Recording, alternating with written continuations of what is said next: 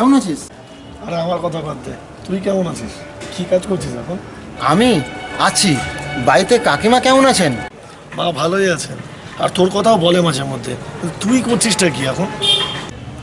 আমি কি করছি সেটা বাদ দে, তুই এখন এখানে কি করছিস? আরে আমি এখন একটা লোকাল চ্যানেলে কাজ করছি।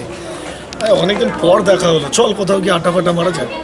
আজকে তো হাতে সময় কম, তুই এক কাজ কর, আমরা যেখানে আড্ডা দিতাম তুই সেইখানে এসে দেখা কর। তাহলে নেক্সট সানডে সেখানেই চলে আয়। হ্যাঁ হ্যাঁ একদম ঠিক 7টায়। হ্যাঁ আচ্ছা ঠিক আছে, আয় তাহলে। হ্যাঁ।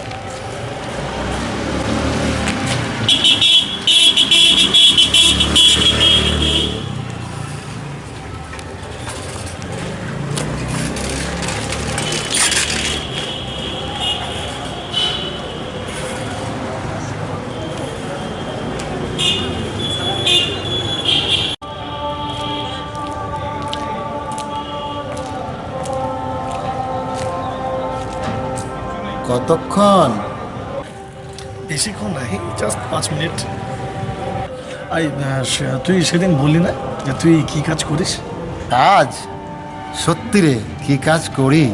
তুই জিজ্ঞেস করছিস আমাকে, না কিছু বলতে চাইছিস? না রে, তোকে কিছু জিজ্ঞেস করছি না, তবে সত্যি কথা বলতে কি, একটা কাপড়ের মিল। কাপড়ের মিল? হ্যাঁ রে, আর চাকরি বাকরি পেলাম কই। মানে তুই কি বলছিস? তুই এত বিলিয়ন হওয়া সত্ত্বেও একটা চাকরি পেলি না? না রে, আর শেষ পর্যন্ত কাপড়ের মিলটাও বন্ধ হয়ে গেল।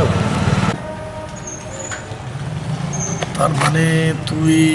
আমার কথা বাদ দে, তুই সেদিন চ্যানেলের কথা কি বলতে চাইছিলি? তোর হাতটা এত ঠান্ডা কেন?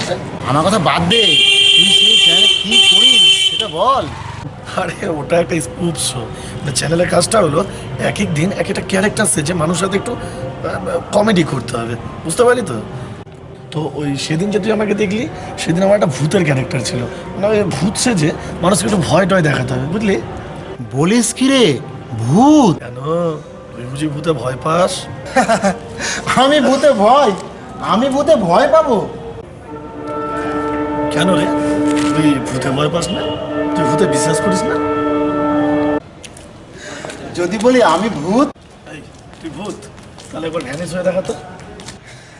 আমি ভূত, তোর বিশ্বাস হচ্ছে না? না, একদম বিশ্বাস হচ্ছে না। দেখ, তুই বিশ্বাস করছিস না তো, আর তুই পরে ভয় পাবি না তো? ভয় পাওয়ার কি আছে? তুই বলে ভূত, তুই ভ্যানিশ হতে পারলে ভ্যানিশ হয়ে যা।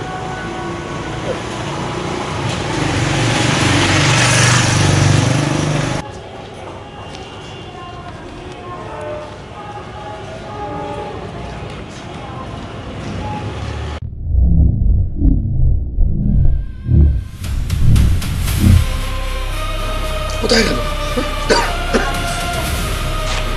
কোথায় গেল?